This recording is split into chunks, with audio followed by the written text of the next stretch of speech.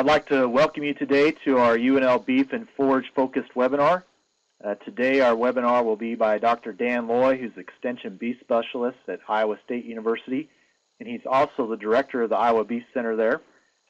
If you are joining us today, the sound will come through your speakers, and if you have questions, you can ask those through the chat box, and then we'll answer those as they go along.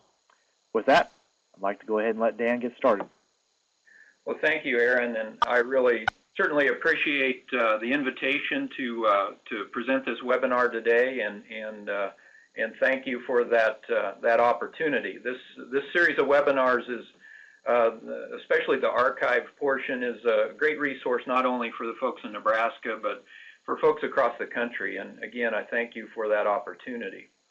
My topic today is looking at managing the feed shrink in feedlots. And as you look at some of the factors that go into the cost of production in feedlots, specifically the cost of gain, a couple of the major factors that figure into that are the cost of the feed itself and the efficiency of feed utilization.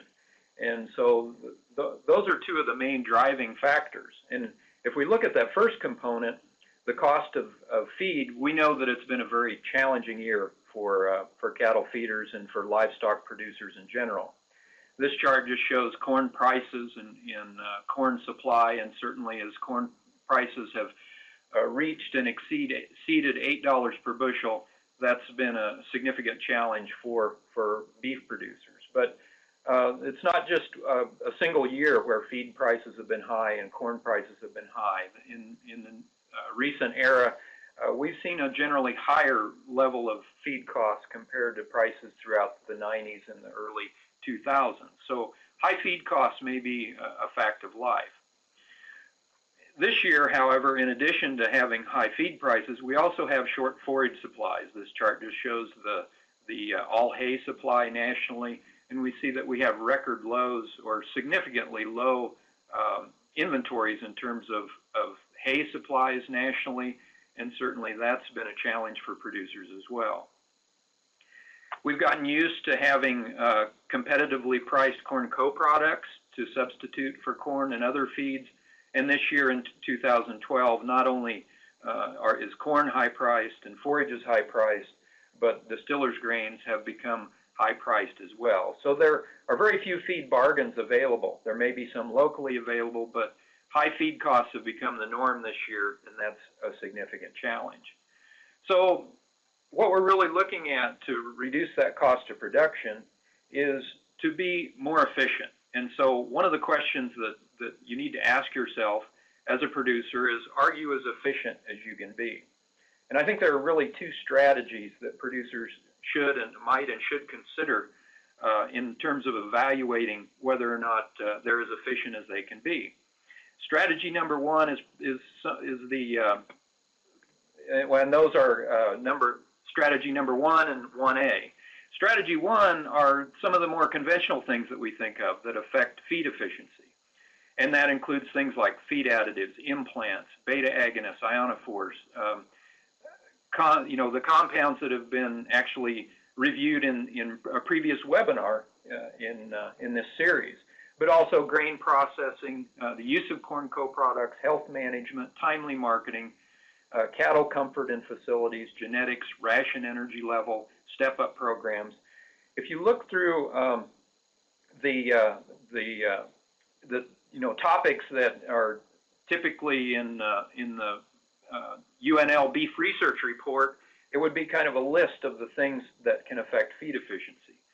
But what we're going to talk about today are strategy 1B, which is, can you really improve feed efficiency before the feed ever gets to the cattle? And that's really what we're challenged with and considering in this particular presentation. So the issues that we're looking at are feed delivery, feed management, and transportation, the losses that are incurred before the feed ever arrives to the feed bunk. And so those are some of the issues that, in an era when we had low feed costs may not have been as high on the cattle feeders' priority list as perhaps it is today with higher feed costs. So one of the things that I think producers should do is first of all look at what the expected feed shrink losses are. And so that's step one. And so the next few slides are some data that I was able to accumulate from the literature and from other sources where they've collected feed shrink losses from various production situations. Much of this data comes from the dairy industry, with high-value feedstuffs and dairies, higher feed quality that's typically fed to dairy cows. This has been a little higher on the radar screen of dairy producers, perhaps compared to many feedlots.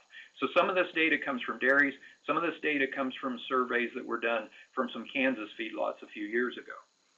So if we look at expected feed shrink losses from commercial feed mills, we're looking at losses less than 1%. If we look at dry commodities with semi-loads weighed in and mixed feed trucks weighed out, 2 to 4%. And here's just one, and this actually came from Kansas feedlots where they were able to measure some losses of soybean meal pushed into a commodity shed under potentially windy conditions, and there the losses were as high as 8 to 9%. This slide is a little busy, but basically this was some data that was collected from dairies where they measured a whole list of commodities where the feeds were stored either in open, uncovered piles, in commodity sheds, or bulk bins. And basically what this shows for many of the typical dry commodities, if you look at this, an expected feed shrink or feed shrink losses in open, uncovered piles, it typically is anywhere from 10 to 25% if you just look at the ranges on some of the typical dry commodities. If we move those into a commodity shed, we're able to reduce those to 5 to 10%. And then if you go to the added expense of storing those feeds in a bulk bin, in many cases they're from 2 to 5%. Of course, that varies somewhat from commodity to commodity, but certainly that kind of captures some of those ranges. So the question is, based on the value of the feedstuffs that are stored, the expected savings in terms of reductions in shrink losses based on whether you're moving from open storage to a commodity shed or to a bulk bin, if you know what the cost of that structure is, then you can actually calculate what you can afford to pay for improving feed storage. And as we've moved towards more expensive feedstuffs from, in recent years, we've seen a lot of construction of commodity sheds being built in feedlots in Iowa over the past 3 to 5 years. And many of it is based on the simple economics that we've demonstrated here. Just a few other expected feed shrink losses based on some of the data that we were able to find in terms of, one of the really significant feed storage losses due to wind and so forth is ground hay and alfalfa, either chopped and delivered or ground at the feedlot. Typically we'll see feed shrink of at least 4 to 10%. And I think, when you see a grinder working at a feedlot on a windy day, you can see the feed shrink happening. High moisture corn storage, 2 to 9%. And really one of the feedstuffs that has where a lot of very significant feed storage losses can occur is with corn silage. And there it's from 5 to 50%. About 5% is really kind of a minimum. That's the losses that you'll see just from respiration from normal storage losses. But some of these small piles of silage that are perhaps harvested at the wrong moisture and shallow piles, we may see storage losses as much as 50%. And this year with some of the drought silage that was harvested with producers that do not routinely harvest corn silage, I think we'll see some cases where we'll see storage losses that rival that 50% range. So what do producers need to do? Well, one more on shrink, and this is another one that's quite significant, and that is wet and modified distillers grains. And as we've gone from rations that are as high as 30 to 40% distillers grains, this can be a very significant component of feed costs for many cattle feeders. This is the top and the bottom lines here are the results of some of the data that we've been able to collect through some storage studies that we've conducted where we've measured shrink losses. Also, there have been quite a bit of work that's been done at the University of Nebraska, Rick Rasby and others, where different storage methods for long-term storage for wet and modified distillers grains have measured some differences in shrink. And we find that, in the longer-term storage studies with wet and modified distillers grains, we found a range from 7 to 17% in terms of the expected shrink or storage losses with those. One thing that's significant, though, when we measure the weight of the distillers grains at the plant to the weight that's actually placed into storage, so this would be the minimal amount of shrink if we were to deliver the feed and feed it that day. The minimum amount of shrink that we found is 2 to 3%. And all of these shrink values that I'm sharing with you today are dry matter shrink loss. This is not the evaporation that can occur, with the warm feed as it's delivered. This is dry matter shrink loss. So 2 to 3% is kind of the minimum shrink that I think you could expect for wet and modified distillers grains. And if you're at the 7 to 8% range for longer term storage, you're at the lower end of what might be typical. The wet brewer's grains, again, with some data that was from feedlot in Kansas that happened to be near a brewery, and you can see that shrink with that very wet feed stuff can be quite significant. So one of the things, well, the first thing to manage feed shrink in the feedlot, first of all, is to measure it. And I like to talk about the 3 M's. And first of all is to measure it. And so that includes not only measuring the feed as it's delivered to the feed bunk and mixed into the ration, but measure the feed stuff as it goes into forage and into storage, and then use that number to calculate the actual shrink that occurs. I think it's a mistake to use expected shrink based on published numbers or the numbers that I just used and expect that to be what will happen at a feedlot. There's a tremendous amount of variation. The important thing is to measure it. And then continually monitor that. If there are places where you can make some improvements, make the necessary changes, manage the changes, and then measure it again and look at this as a continual process improvement throughout the whole process. So measure, monitor, and manage. So those are the 3 key items that I think many producers need to consider as they manage this process. So let's talk about a few specific items where producers may be able to improve feed shrink. And I'm going to hit on 4 main items fairly quickly. One is silo management. Remember, I mentioned that that's where some of the largest ranges in feed storage losses occur, is with silage. Talk a little bit about wind loss and weathering, control of birds and rodents. May not be a significant issue for some feedlots, but could be more significant for others. And then tires and tracking.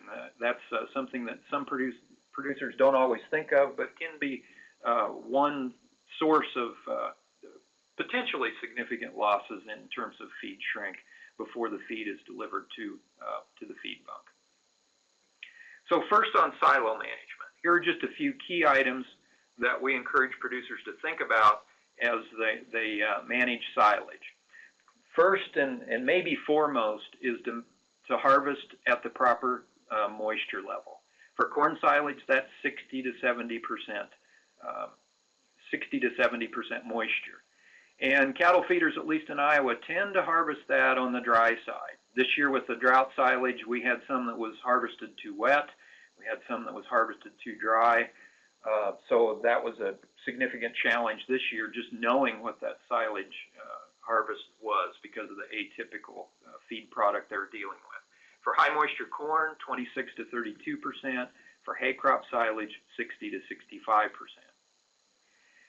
And part of the reason for the proper moisture is that aids in obtaining the proper packing density. And so the optimum packing density would be to try to have that material end up at 15 to 20 pounds of dry matter per cubic foot. And to do that using a large single track tractor, packing 6 to 10 inches at a time, is the best way to do that and get the most density in the silage pack. Now, all the silage is in the silo currently. There's little that a feeder can do to manage that at the present time, but the feeder can do some management in terms of feed out. And so with feed out silage management, the rate of feed out, we need to feed at least 6 to 12 inches per day, and proper face management. We'll talk about that in a little more detail in the next couple of slides. Are the two things that are key in terms of management of feed out of silage. So just very quickly, the storage structure is a factor, and this is just a list of what expected losses from the literature are from different types of storage structures. But you can see as you move from upright silos to open piles that the range gets larger as well, and that suggests that there's more opportunity for management improvements when we're dealing with a covered or uncovered stack or pile. When we're dealing with a range of 20% from the highest to the lowest in this particular data. So there is some effect from storage structures. This is just some data that shows dry matter losses from with different densities from 10 to 22 pounds of dry matter per cubic foot, and you see that as we double the density, we also cut the storage losses in half. So this is a very significant factor that producers need to strive for in terms of improving their storage or reducing storage losses. The economics of this can be quite significant. If we're dealing with corn silage that's at $60 per ton, if we have a 10% loss, we're effectively increasing the value or the cost of that material by about to $66 per ton. But if we have a 40% loss now, very quickly we have $100 per ton corn silage. So it is a very significant economic factor. A few items that I think we can work with producers, or that producers should consider, especially if they're dealing in relatively large quantities of corn silage routinely. One is using oxygen barrier. That can significantly reduce silage storage losses.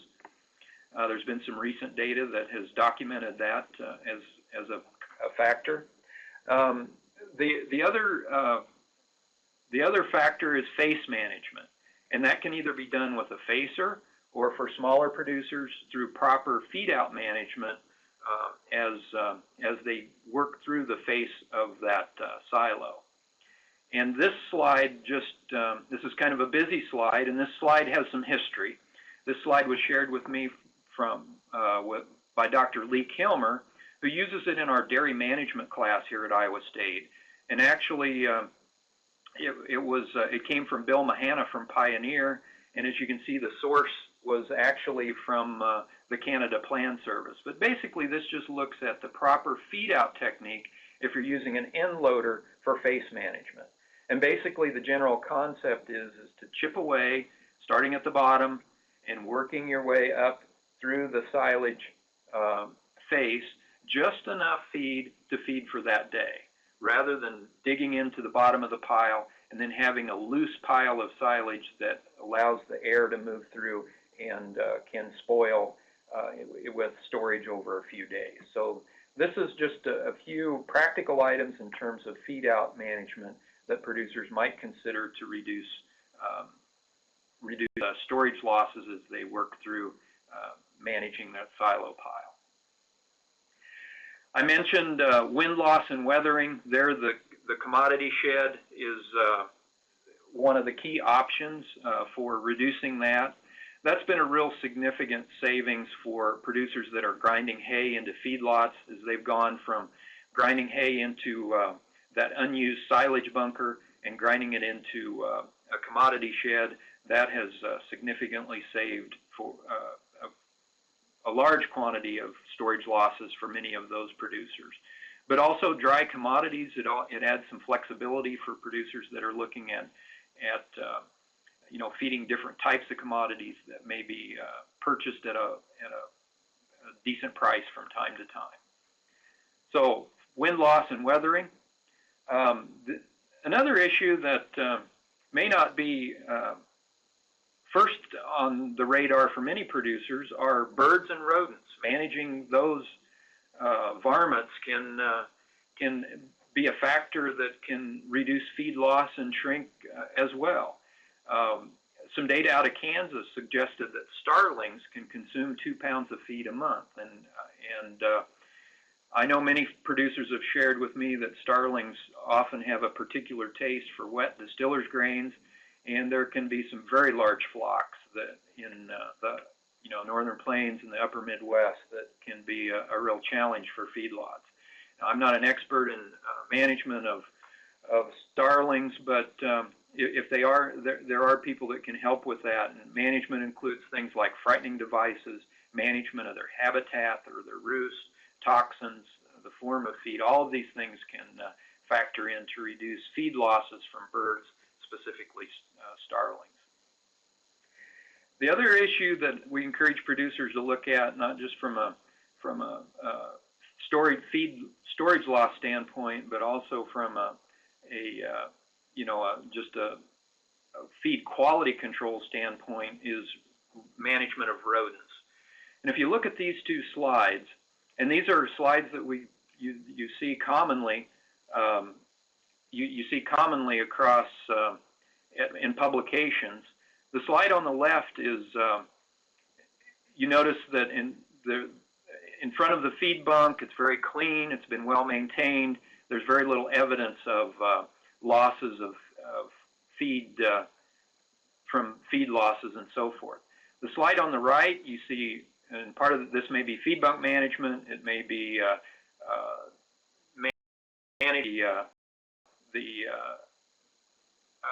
just cleaning the feed alley area, but you see some spillage of feed and actually grown into some potential habitat for rodents on the right. So just keeping the feed yard clean, reducing those areas that can potentially harbor rodents can not only help on feed savings, but also can reduce the disease and pathogens that those rodents might be carrying. And then finally, I mentioned tires and trackings. We encourage producers to take a look at how the feed is managed from the time it goes from storage to the feed wagon, from the feed wagon to the feed bunk. Is there feed that's spilled? Is it picked up on tractor tires? Is it moved around and lost from that standpoint? So producers that are able to manage that can reduce the storage losses and overall feed losses in the feedlot as well. Just another factor to consider. So just some final thoughts very quickly, and then we'll look for any questions that you might have. As you look for strategies for managing high feed cost, the first one is to find those local feed bargains and have the cheapest feed cost that you can. Secondly, be efficient. Use those technologies that the University of Nebraska is researching and has been covered in other webinars. But thirdly, look for ways to minimize and account for storage losses and feeding losses in the feedlot. And also remember the 3 M's. Those are to measure, manage, and measure, monitor, and manage the feed storage and shrink losses in the feedlot.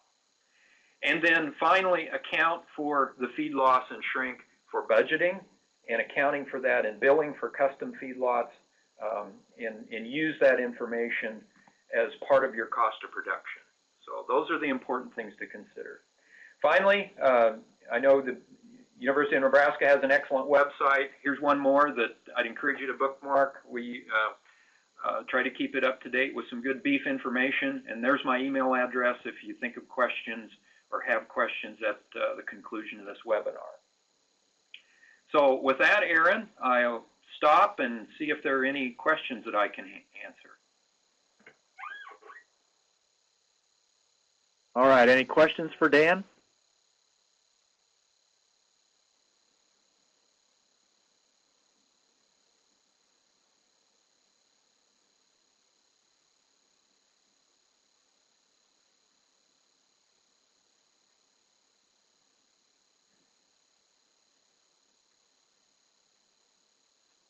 All right, I don't see any questions coming in. Again, I thank you, Dr. Loy, for your time today and your presentation. And I would remind you that we will have another webinar coming up on Tuesday, December 4th. Dr. Spangler with the University of Nebraska Lincoln Extension will be talking about understanding EPDs and using those as a tool in sire selection. And then coming up on December the 18th, Dr. Rick Funston will be talking about cost-effectively developing replacement heifers. So I encourage you to join us for those webinars. And again, Aaron, thank you for the opportunity to be here with you today and to visit about this topic. All right, I appreciate it. Thank you.